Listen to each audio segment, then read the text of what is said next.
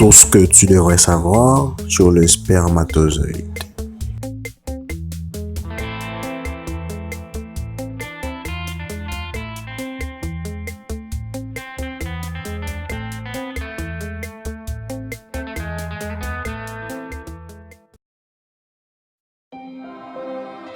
À partir de la puberté, l'homme commence à produire des gamètes, les spermatozoïdes.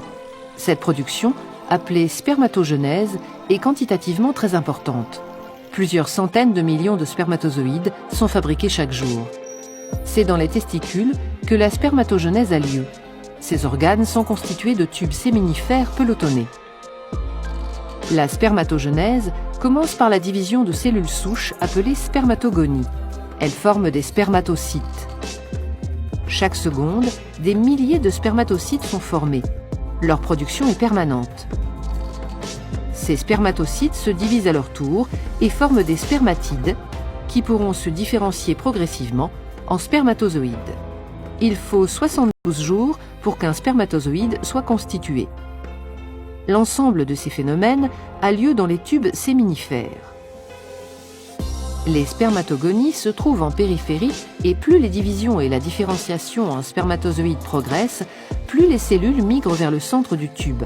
Lorsque les spermatozoïdes sont formés, ils se détachent de la paroi interne du tube et sont expulsés vers l'épididyme par des contractions du testicule où ils seront stockés. Une hormone sécrétée dans le sang par certaines cellules du testicule, les cellules de Leydig, est indispensable pour que la spermatogenèse se déroule dans les tubes séminifères. Cette hormone, appelée testostérone, est libérée dans le sang à concentration globalement constante. La sécrétion de testostérone par les cellules de Leydig est contrôlée par le cerveau, en particulier par le complexe hypothalamo-hypophysaire. Situé à la base du cerveau, il comporte l'hypothalamus et l'hypophyse. L'hypothalamus sécrète une hormone, la GnRH, qui stimule directement l'hypophyse. Cette petite glande sécrète alors dans le sang deux hormones appelées FSH et LH. La LH agit au niveau du testicule. Elle stimule la sécrétion de testostérone par les cellules de Leydig. La FSH agit aussi au niveau des testicules, mais directement sur certaines cellules des tubes séminifères. Elle active la spermatogenèse. LH et FSH sont donc indispensables à la fabrication des spermatozoïdes dans les tubes séminifères. En permanence, la testostérone sécrétée par les testicules dans le sang agit aussi au niveau du complexe hypothalamo-hypophysaire. Plus la concentration sanguine en testostérone augmente, moins l'hypophyse sécrète de FSH et de LH.